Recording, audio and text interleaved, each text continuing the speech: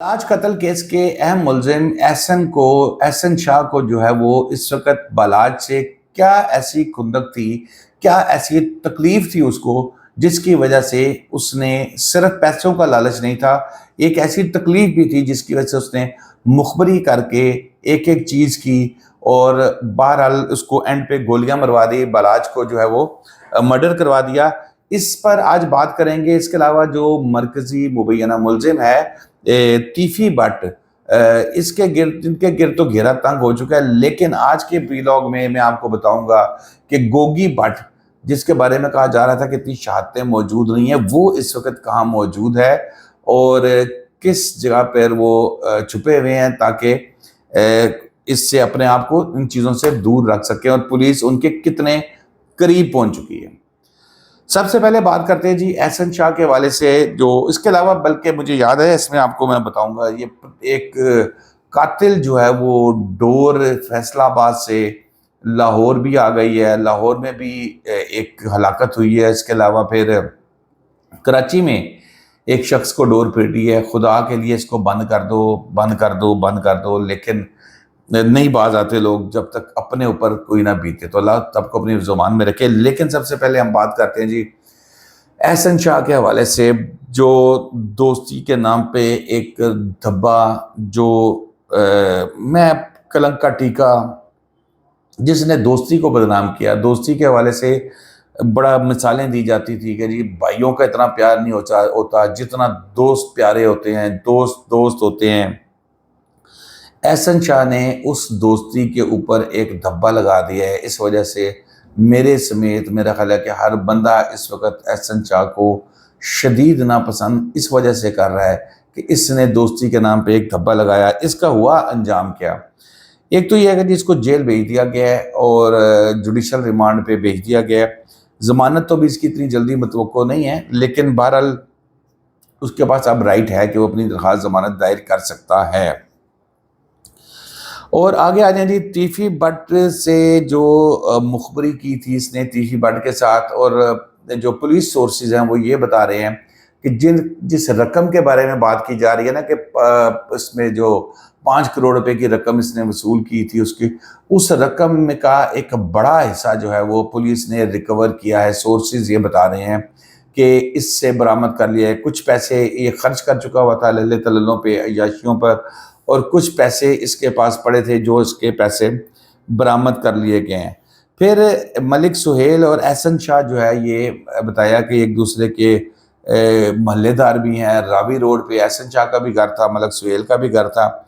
मलिक सुहेल से भी तफ्तीश जारी है, लेकिन एहसन शाह से जो है वो तफ्तीश जो है वो तकरीबन मुकम्मल हो चुकी है। और यही वजह थी कि जब पुलिस की जानिब से इस्तदा की गई अदालत से कि भाई इसका रिमांड दिया जाए, इसका जिस्मानी रिमांड दिया जाए एहसन शाह का, तो वो वाला तरीका था, वो जो कहते हैं ना एंड पे आखिर में आके वो हल्का सा कहते हैं पाइन दे दियो, नहीं थे ना सही, तो वो वाला रिमांड मांगा था, क्योंकि तफ्तीश तकरीबन इनकी एहसन शाह के हवाले से, एहसन शाह की ज़ात की हद तक तफ्तीश जो है ना वो मुकम्मल हो चुकी है।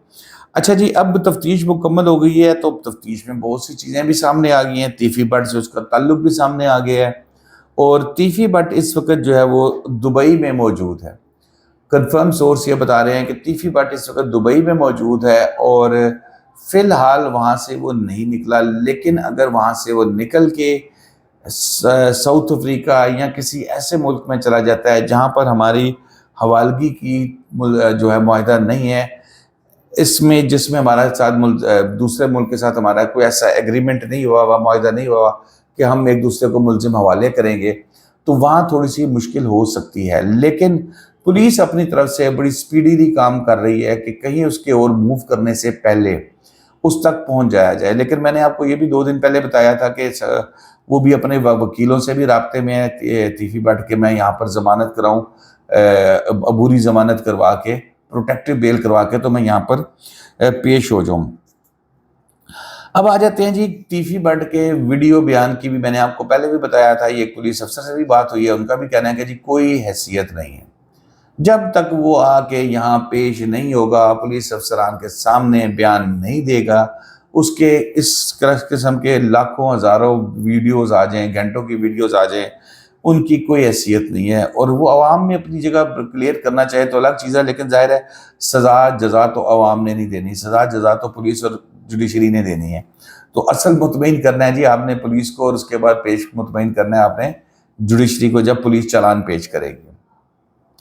اب بات ہو جاتی ہے جی تیسری گوگی بٹ صاحب کی۔ گوگی بٹ صاحب ادھر ہی ہیں، وہ پاکستان کے اندر موجود ہیں، اور وہ کے پی کے والی سائڈ پہ جو ہے وہ ہیں اس وقت، اور یہاں پر جو پولیس کی نظریں ان کے اوپر ہیں، اور گھیرا بھی تنگ ہے۔ اب اگر یہ پیش ہو جائیں گے، گوگی بٹ تیفی بٹ ہو جائیں گے تو ویل اینڈ گڈ، نہیں ہوں گے تو اگلا مرلہ جی ان کی جائیدادوں کی کرکی کا سلسلہ شروع ہو جائے گا۔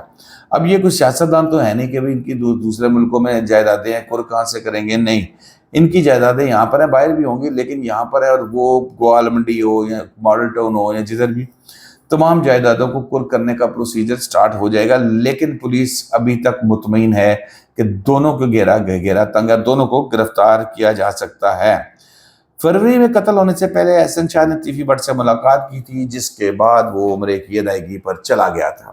دیکھو جی، اللہ معاف کرے، جانا عمرے کی ادائیگی پہ، اور حرکتیں آپ اس بندے کی دیکھیں، اور جا عمرے کی ادائیگی کرنے رہے اس کو، مطلب ہمارے لوگوں کے کتنے ضمیر مطمئن ہوتے ہیں اس حوالے سے کہ اسے ذرا ٹینشن نہیں ہے کہ میں حرکت کیا کر رہا ہوں اور جا میں عمرے پہ رہا ہوں۔ بہرحال اللہ تعالیٰ کا اور اس کا معاملہ ہے جی عمرے والا، وہ زیادہ بہتر جانتی ہے۔ آگے آ جائے جی پتنگ بازی کے حوالے سے، فیصل آباد میں جو انسیڈنٹ ہوا تھا، اللہ اس نوجوان کو جنت نصیب کرے، بہت خوفناک حادثہ جو پوری دنیا نے دیکھا۔ وہاں پر جو ویڈیو وائرل ہوئی تھی، اس کو ڈور پھرنے سے جو حالت ہوئی تھی، کچھ دن بعد اس کی شادی ہو رہی تھی، بڑا ٹی وی، سوشل میڈیا جی بڑا اثر ہوتا ہے جی، میڈیا کا جی بہت اثر ہوتا ہے جی۔ یہ میڈیا کا اثر ہوا، سوشل میڈیا کا اثر ہوا کہ جناب پتنگ بازی نہیں رکی، پتنگ بازی اسی طرح جاری ہے آج بھی۔ یہ کل کی خبر ہے، لاہور کے ایک علاقے میں ڈور پھرنے سے ایک نوجوان کی جو ہے وہ جان چلی گئی ہے، جبکہ کراچی میں بھی، حالانکہ پہلے کراچی کا اتنا نام ہی کوئی نہیں ہوتا تھا، اب پتہ لگا جی کراچی میں بھی ڈور پھرنے سے ایک شخص کا گلا جو ہے وہ کٹ گیا۔ اللہ تعالیٰ نے اس کی جان تو بچا دی ہے۔ مطلب ہم کیسے کہتے ہیں میڈیا، سوشل میڈیا بڑا اثر کرتا ہے، ان پتنگ بازوں پہ تو نہیں اثر کرتا، ان کے اوپر تو پھر وہی بات آ جاتی ہے کہ وہ ڈنڈے اور چپیڑے ہی اثر کرتی ہے کہ ان کی چینو اور بند کراؤ ان کو تھانے میں، جس کو جہاں نظر آتا ہے اڑاتا ہوا پتنگ بند کروا دیں ان کو، بجائے اس کے کہ پھر ہم ادھر سے لاشیں اٹھائیں۔ بہتر ہے لاشیں اٹھانے سے بہتر ہے کہ بچوں کی اگلے دن جا کے ضمانت کرا دیں جو یہ پتنگ بازی میں ملوث ہوتے ہیں۔ تو دوستو اب تک کے لیے اتنا ہی، شاداب ریاض کو اجازت دیجیے، اللہ حافظ۔